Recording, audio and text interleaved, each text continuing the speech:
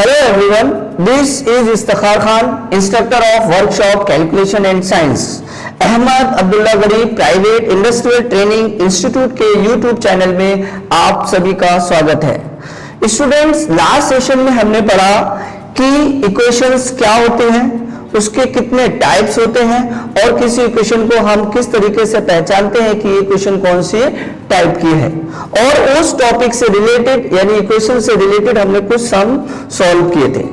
और जो टॉपिक हमारा था उसी टॉपिक को मैं कंटिन्यू करते हुए एक और नया टॉपिक उसमें लूंगा। आज जो हम लोग स्टार्ट करने वाले हैं वो रहेगा क्वाड्रेटिक इक्वेशंस। क्वाड्रेटिक इक्वेशंस में आज हम पढ़ेंगे कि क्वाड्रेटिक इक्वेशन होता क्या है, उसको हम पहचानते कैसे हैं और उसके हम सम किस तरीके से सॉल्व कर सकते हैं और उनको सॉल्व करने का क्या तरीका है वो हम लोग आज स्टार्ट करेंगे। तो आइए स्टूडेंट्स, आज का सेशन हम लोग स्टार्ट करते हैं। स्टूडेंट्स, जैसा कि आप देख रहे हैं मैंने यहाँ पर एक टॉपिक लिखा हुआ है। क्या लिखा है? क्वाड्रेटिक इक्वेशंस, यानी क्वाड्रेटिक इक्वेशन है, उसकी एक डेफिनेशन है जो आपको किसी बुक में मिल जाएगी। हर बुक में थोड़ी अलग अलग डेफिनेशंस होते हैं, लेकिन उन सबका मतलब एक ही रहता है। जैसे यहाँ पर मैंने लिखा है the polynomials equation whose highest degree is 2 is called a quadratic equation. कहने का मतलब क्या है कि जो इक्वेशंस हैं, हमारी जो डेफिनेशन है वो क्या बोल रहे हैं, इक्वेशन इस टाइप की होनी चाहिए कि उसके हाईएस्ट डिग्री यानी जो x की जो पावर है वो 2 होना चाहिए, कम से कम 2 होना चाहिए, यानी हाईएस्ट यानी 2 होना चाहिए, तभी हम बोल सकते हैं कि ये क्वाड्रेटिक इक्वेशन है। और वो हम कैसे पहचानेंगे वो देख लेते हैं। इसका क्या इक्वेशन का एक स्टैंडर्ड फॉर्मूला रहता है वो हम लोग देखते हैं। सबसे पहले क्या लिखा है मैंने, ax² plus bx plus c is equal to 0।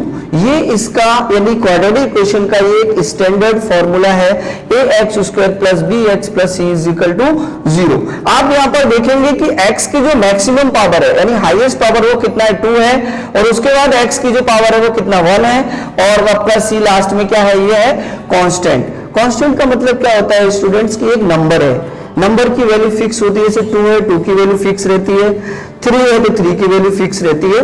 उस तरीके से ये लिखा हुआ है। उसके बाद हमारा मेन पॉइंट क्या है कि ए बी सी क्या है, वो हमारे कांस्टेंट्स हैं, यानी ए की जगह पर जो वैल्यू रहेगी बी और सी की जगह वो हमारे कांस्टेंट्स हैं। कांस्टेंट्स का मतलब ये होता है कि उनकी वैल्यू फिक्स होती है, वो वैल्यू कभी भी चेंज नहीं होगी।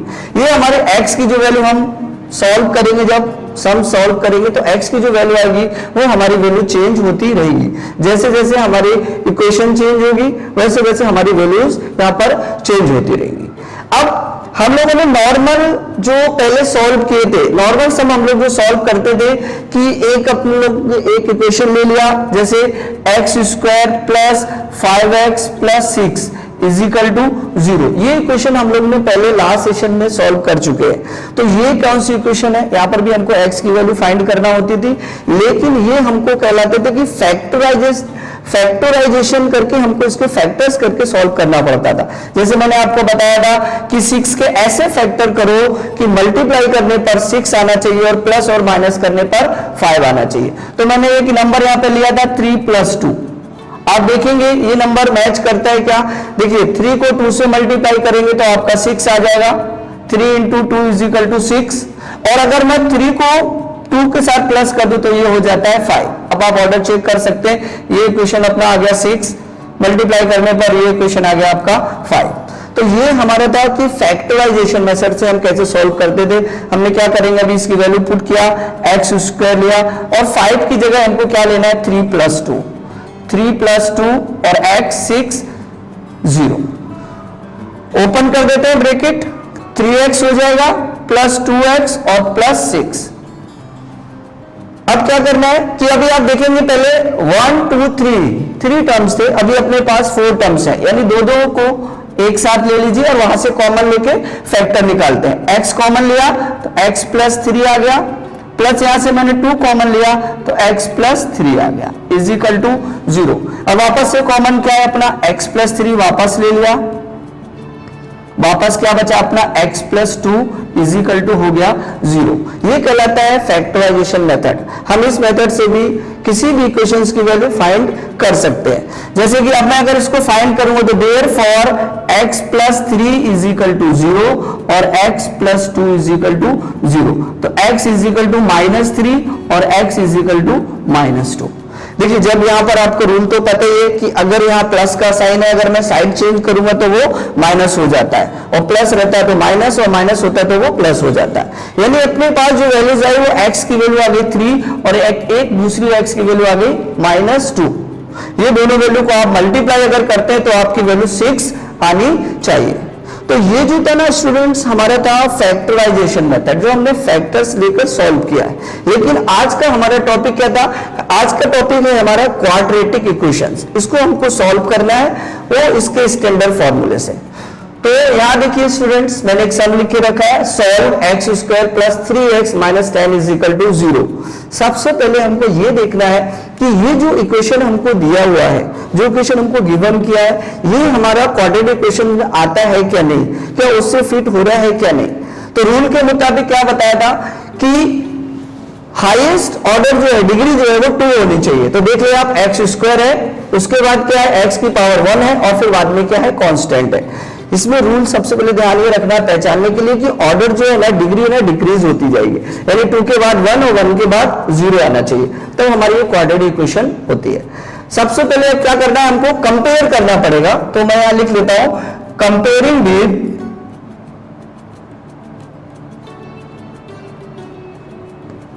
ax² plus bx plus c is equal to 0, जो कि इसका स्टैंडर्ड फॉर्म है, उससे इसको हमने कंपेयर किया।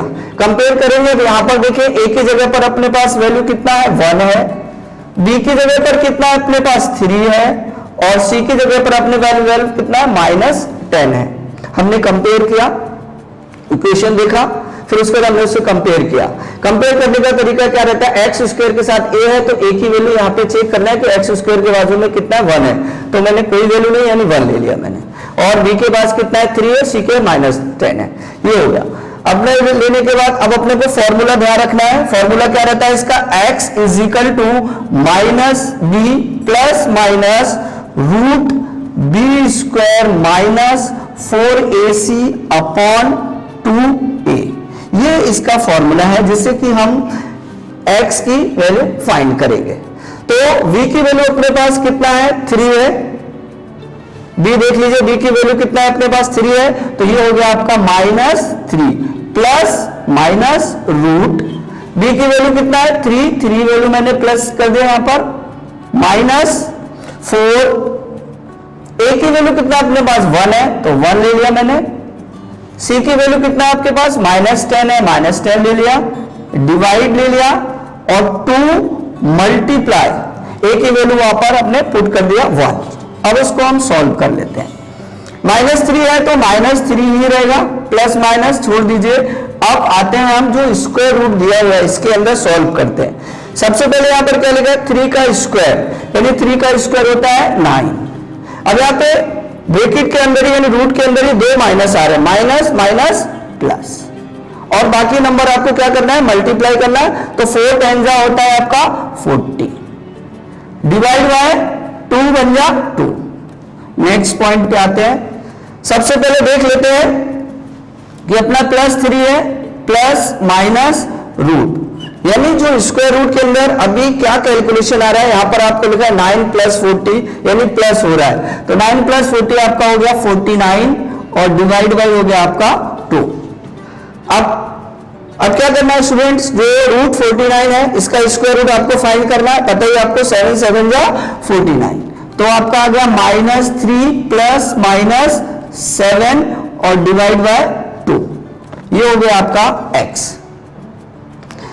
अब ये क्वाड्रेटिक इक्वेशन में जैसे कि आपको पता है कि इक्वेशन में 2 वैल्यूज आएंगी, एक प्लस है और एक माइनस है। फॉर्मूले के मुताबिक एक प्लस है यहाँ पर और माइनस है, तो 2 वैल्यू हमको फाइंड करना है। तो therefore x is equal to, पहली वैल्यू लेंगे हम लोग -3, एक बार प्लस और एक बार माइनस लेना है, तो -3 और -7 डिवाइड बाय 2।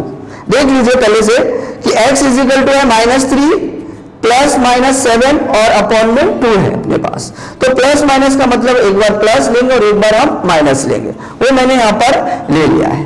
देख लीजिए, अब सबसे पहले क्या हो रहा है, -3 + 7, -3 और +7 कितना हो गया 4, तो 4 अपॉन 2 कॉमा -3 -7 हो गया आपका -10 और डिवाइड बाय 2।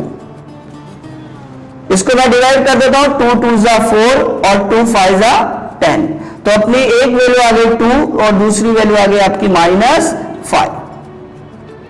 ये आपकी दो वैल्यूज आ गए, x = आ गया 2 और दूसरा आ गया x = आपका -5। ये जो दो वैल्यूज आई है, अगर इन दो वैल्यूज को हम मल्टीप्लाई कर दें तो ये थर्ड वाला पॉइंट यानी कांस्टेंट आपका आना चाहिए, तो आप इससे ये पता लगा सकते हैं कि जो आंसर है हमारा वो सही है। देखिए आप 2 5 = 10 और माइनस, तो ये आपका आ गया -10। किसी भी इक्वेशन का जो मतलब है, जो क्वाड्रेटिक इक्वेशन बनी हुई होती है, उसका मतलब है कि जो वैल्यूज यहाँ पर आई हुई है वो वैल्यूज को अगर आप यहाँ पर पुट करेंगे, इक्वेशन में आप पुट करेंगे ना अगर, तो आंसर आपका क्या आना चाहिए 0। अगर 0 आता है तो आप समझ जाइए कि आपकी जो इक्वेशन है वो एकदम सही है और आपने राइट किया हुआ है। तो ये अपना पहला क्वेश्चन कंप्लीट होता है। स्टूडेंट्स, तो आज के टॉपिक का मैं सेकंड क्वेश्चन लेता हूं, जैसे आपके सामने है, सॉल्व 2x² - 5x - 7 = 0। तो लास्ट क्वेश्चन की तरह हमने इसको कंपेयर कर लेते हैं, comparing with ax² + bx + c = 0। Compare कर लीजिए, a = आपका आ गया 2, b = हो गया आपका -5 और c = हो गया आपका -7। फॉर्मूला लिख लेते हैं, x = क्या था, -b ± √b² - 4ac upon 2a। अभी हमारे पास a की वैल्यू 2 है, b की वैल्यू -5 है, c की वैल्यू -7 है।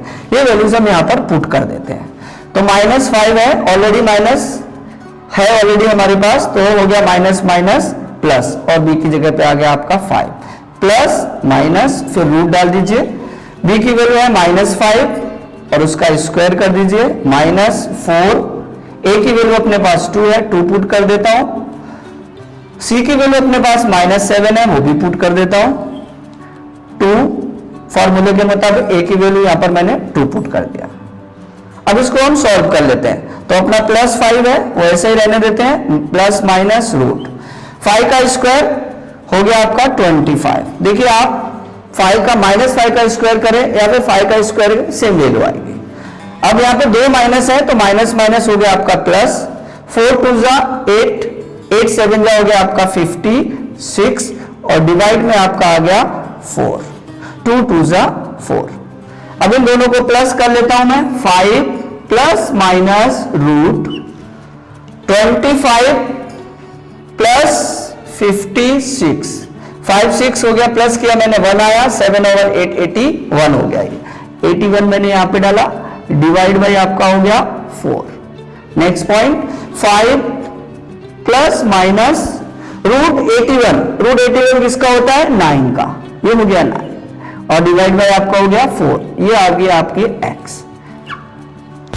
पॉइंट है कि यहां पर एक प्लस है और एक माइनस है, यानी x की अपने को 2 वैल्यू आने वाली, देयरफॉर x = यानी एक बार प्लस लेंगे और एक बार हम माइनस लेंगे, तो पहले 5 plus 9 divide by 4 comma 5 minus 9 और डिवाइड बाय 4, तो x = आ गया आपका 14 divide by 4 comma -4 divide by 4, तो x की वैल्यू आपकी सॉल्व कर लेते हैं हम लोग। कट कर दूं मैं, 2 2 और 2 7